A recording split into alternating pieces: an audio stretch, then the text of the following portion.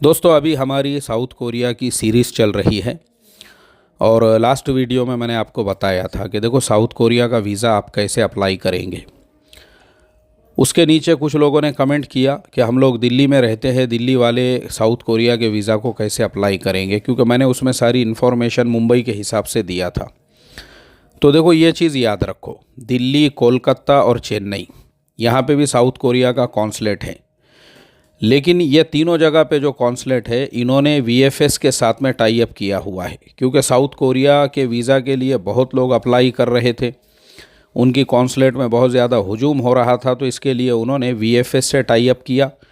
और आप direct VFS के ऑफिस में जाइए और वीएफएस के थ्रू आप साउथ कोरिया का वीज़ा अप्लाई कर सकते हैं। ये तीनों रीजन के लिए, दिल्ली जो है वो नॉर्थ इंडिया को कवर करता है, कोलकाता जो है वो वेस्ट बंगाल हो गया, उसके साथ में बिहार है, और बिहार के अलावा नॉर्थ ईस्ट के जितने भी स्टेट्स हैं।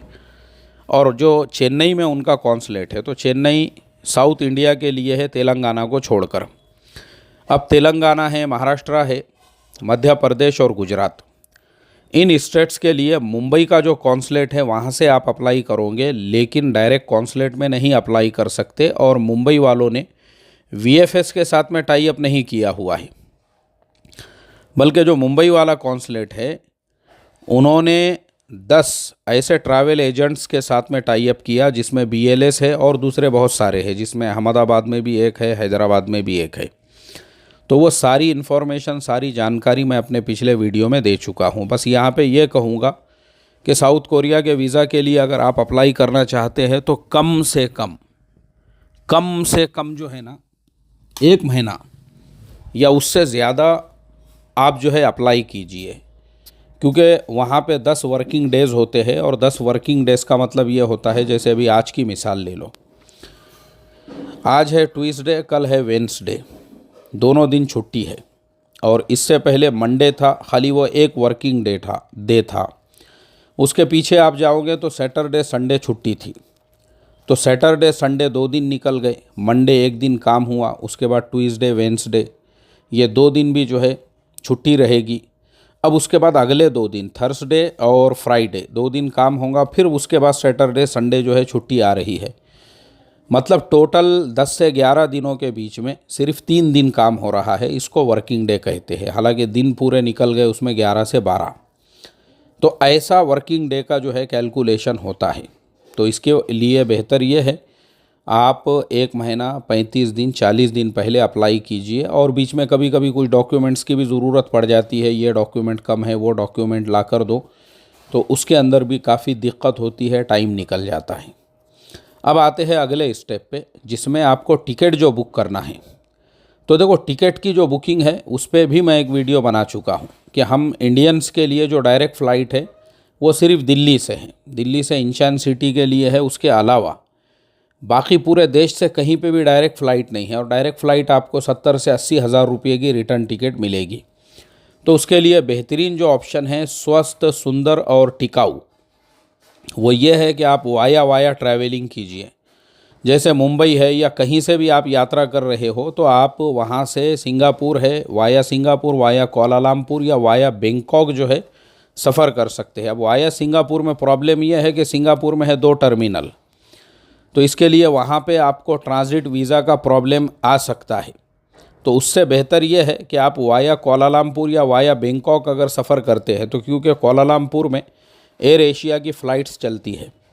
और मैंने जो सफ़र किया, क्योंकि मैं रहता हूँ पुणे में, तो पुणे से ना मुझे कोलालमपुर के लिए फ़्लाइट है और ना ही सिंगापुर के लिए है, तो पुणे से बैंकॉक के लिए जो है 7 साढ़े 7 हज़ार रुपये की फ़्लाइट मिल जाती है। और फिर वहाँ से मुझे कुछ 4 साढ़े 4 हज़ार रुपये की आगे की फ़्लाइट मिल गई थी। इस तरीके से कुछ मेरा 11 साढ़े 11 हज़ार रुपये के अंदर जो है टिकट हो गया था, पुणे से लेके साउथ कोरिया यानी इंचन तक। ऐसे ही मैं लास्ट ईयर भी जो गया था, उस टाइम पे भी मैंने मुंबई से बुकिंग किया था, क्योंकि पुणे से तब तक इंटरनेशनल फ़्लाइट्स चालू नहीं हुई थी।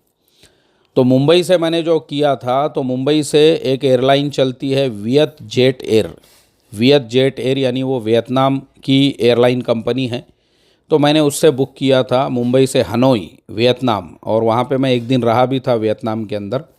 और फिर रात में मेरी वहाँ से फ़्लाइट थी इंचन के लिए। वो भी पूरी फ़्लाइट जो है मुझे वन साइड की कुछ 10,500 या 11,000 रुपये के अंदर पड़ी थी। तो देखो इस तरीके से आप जो है ना सस्ते से सस्ती फ़्लाइट टिकट बुक कर सकते हो। लेकिन एक चीज़ हमेशा याद रखो, इस तरह से अगर आप बुकिंग करते हैं ना तो उसमें एक प्रॉब्लम ये होता है कि फ़्लाइट तो आपको सस्ती मिल जाती है, लेकिन बहुत सारी एयरलाइंस के अंदर जो आपका लगेज होता है तो वो लगेज की उसके अंदर परमिशन नहीं होती है। यानी जो बैगेज होता है ना आपका, जो हैंड बैगेज होता है 7 किलो का, बस आप उतना ही कैरी कर सकते हो। उसके अलावा जो है आप अपना जो बैग है वो बड़े बड़े बैग लेके नहीं जा सकते हो। तो ये आपको हमेशा याद रखना है। जो चेक इन बैगेज है बहुत सारी एयरलाइन में आप चेक कर लेना जब आप टिकट बुक करोगे, ख़ास तौर पे एयर एशिया में तो बिल्कुल नहीं होता है, उसके अलावा दूसरी भी कुछ एयरलाइन में। लेकिन मैंने फिर वापसी के अंदर जो है ऐसी एयरलाइन से बुक किया था जिसके अंदर मुझे ईस्टर्न एयरवेज़ जो है साउथ कोरिया से चलती है बैंकॉक के लिए, उसने मुझे 4-4,500 रुपये में टिकट दिया था और उसमें जो चेक इन बैगेज है वो 30 किलो तक की गुंजाइश थी। और फिर मैंने वहाँ से इंडिगो की फ़्लाइट, क्योंकि जाते टाइम पे मैंने जो है एयर इंडिया की फ़्लाइट बुक किया था, उसमें चेक इन बैगेज नहीं था, मगर वापसी में इंडिगो की बुक किया तो उसमें 30 किलो की गुंजाइश थी। तो इस तरह से देखो आप जो है ना जब बुक कर रहे हो तो बुक करते टाइम पे ये सारी चीज़ें चेक करने का कि भाई आपको चेक इन बैगेज अलाउ है या नहीं है। चलिए, अब आपने जो है टिकट भी बुक कर दिया और आप जो है पहुंच गए कोलालमपुर या फिर बैंकॉक, और वहां से आप पहुंच गए सोल या इंचेन सिटी। अब देखो वहाँ पे भी जाने के बाद आपको कुछ डरने घबराने की ज़रूरत नहीं है।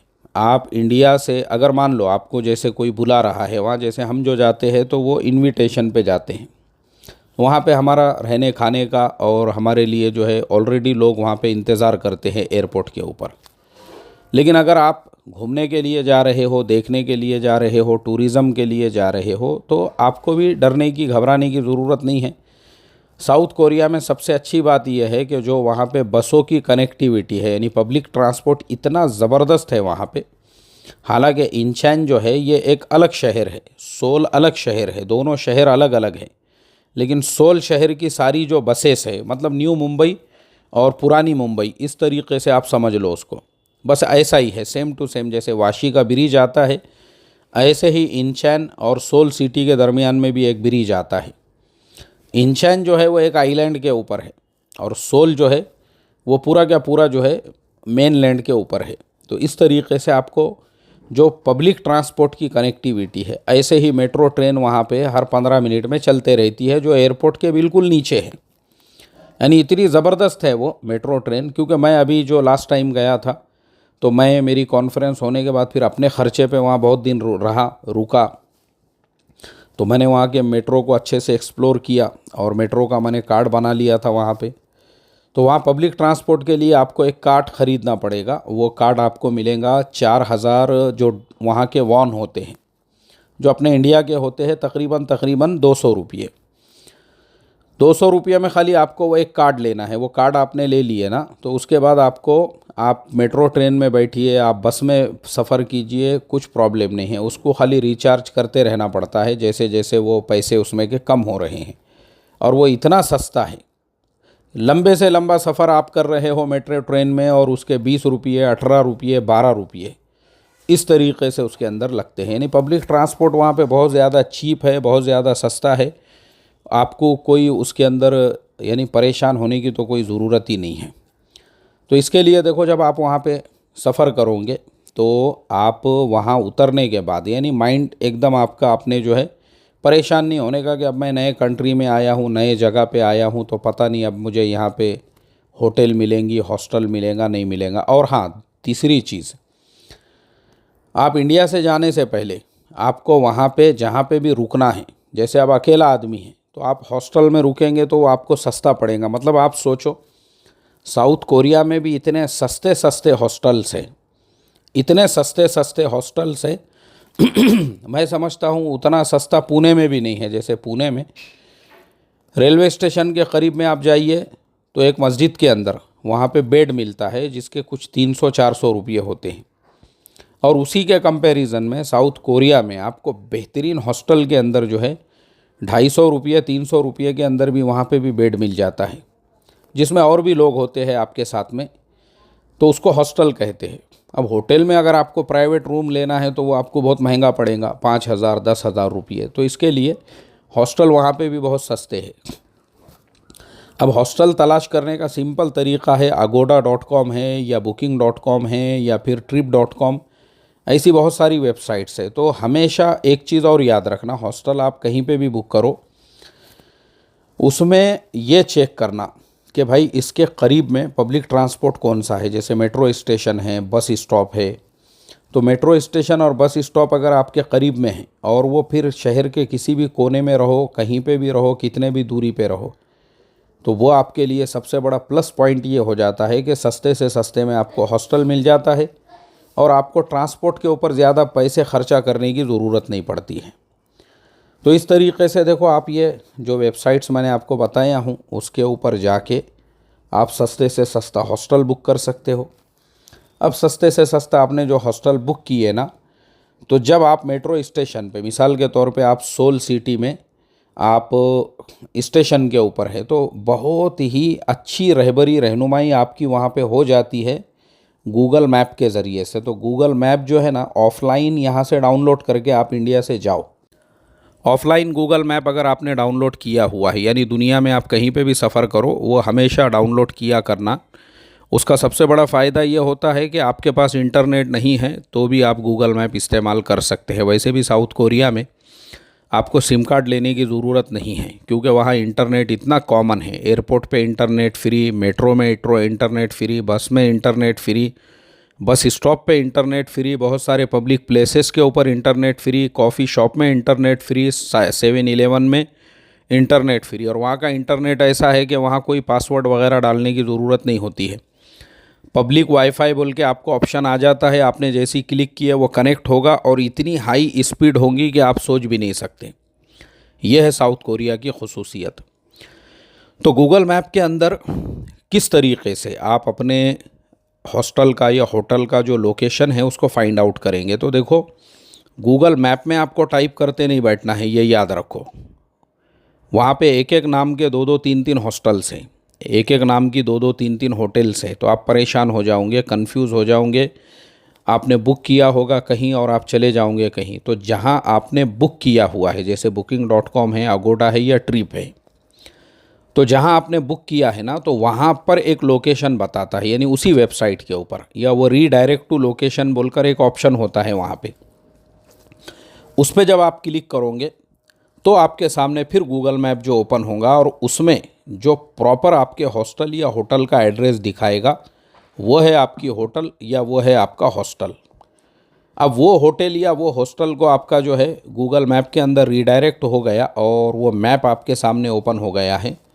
तो वो मैप ओपन होने के बाद में वहाँ पे बहुत सारे ऑप्शंस आते हैं। आपको मेट्रो से जाना है, पब्लिक ट्रांसपोर्ट, तो हमेशा पब्लिक ट्रांसपोर्ट पे क्लिक करना है। पब्लिक ट्रांसपोर्ट जब आप करोगे ना, तो आपके सामने पूरा एड्रेस मतलब ऐसा आ जाएगा, वो पूरा गाइड करेंगे आपको कि अभी आप जहाँ पे खड़े हुए हैं यहाँ से इतने कदम पे एक बस स्टॉप है, या इतने दूरी पे एक मेट्रो स्टेशन है, वहाँ जाके आपको यहाँ से यहाँ तक की एक मेट्रो लेना है, फिर दूसरी मेट्रो चेंज करना है या दूसरी बस आपको चेंज करना है। तो इस तरीके से देखो, पूरी रहबरी आपकी होती है, मतलब आपको किसी को पूछने की ज़रूरत नहीं पड़ती। आपके हाथ में मोबाइल फ़ोन है, वही आपकी पूरी रहबरी रहनुमाई करता है, क्योंकि ये सारे मुल्कों में लोग टेक्नोलॉजीज़ का इस्तेमाल करते हैं। वहाँ कोई किसी को पूछता नहीं है, क्योंकि वहाँ उन्होंने टेक्नोलॉजी को इतना आसान कर दिया हुआ है कि एक नया आदमी, अजनबी आदमी भी अगर हमारे देश में आए तो उसको रास्ता पूछने की ज़रूरत ना पड़े। उसके हाथ में मोबाइल फ़ोन है, उसने लोकेशन डाल दिया और लोकेशन डालने के बाद में आपके सामने, क्योंकि मेट्रो जो है वहाँ पे जगह जगह पे, मतलब मैंने दिल्ली का सफ़र किया था तो मुझे ऐसा लगता था कि भाई मेट्रो जो है दिल्ली के अंदर सबसे ज़्यादा है, लेकिन अभी मैं सोल सिटी का जो मेट्रो सिस्टम मैंने देखा, इतनी मेट्रो है वहाँ पे। अंडरलाइन मेट्रो अलग है और इस तरह से जो है BST BTS अलग है, और इसी तरह से अलग अलग टाइप की MRT BRT, इस तरह से अलग अलग जो टाइप्स होते हैं मेट्रो के। और उसके अलावा पब्लिक जो ट्रांसपोर्ट यानी बसेस वगैरह है ना, जगह जगह पे बस स्टॉप है। यानी पब्लिक ट्रांसपोर्ट को उन्होंने इतना आसान सिंपल किया है उनके अपने ट्रैफिक के सिस्टम को कंट्रोल करने के लिए, इसलिए वहाँ पे ट्रैफिक वगैरह जाम होता नहीं, क्योंकि लोग वहाँ पे बड़े से बड़ा करोड़पति अरबपति भी है तो वो मेट्रो ट्रेन के अंदर ही सफ़र करता है। देखो इस तरह के बस स्टॉप बने हुए हैं और यहाँ पे वाईफाई फ्री, ये सिस्टम है वहाँ का। यही चीज़ें मुझे वहाँ की बहुत ज़्यादा पसंद आई।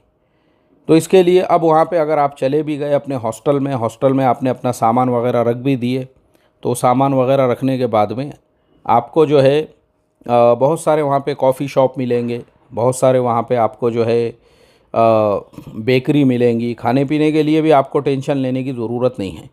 7-Eleven के अंदर बहुत सारी चीज़ें मिलेंगी। पिज़्ज़ा शॉप जगह जगह पे है वहाँ पे, और पिज़्ज़ा कुछ महंगा नहीं है, इंडिया से सस्ता ही है, और उसके अलावा इंडिया से 1000 गुना ज़्यादा अच्छी उसकी क्वालिटी है। तो पिज़्ज़ा वाले ख़ुद आपके सामने पूरा मेन्यू रखेंगे, उसमें तस्वीरें उतरी हुई है, यानी फ़ोटोज़ है उसके ऊपर कि किस पिज़्ज़ा के अंदर पोर्क है, किस में जो है मीट है, किस में बीफ है, किस में चिकन है, और किस में जो है क्या कहते हैं उसको मशरूम है, और कौन सा जो है कम्प्लीटली वेजिटेरियन है। तो इस तरह से खाने के भी आपको बहुत सारे ऑप्शंस वहाँ पे मिल जाएंगे। ठीक है दोस्तों, चलिए अब हम लेते हैं आपसे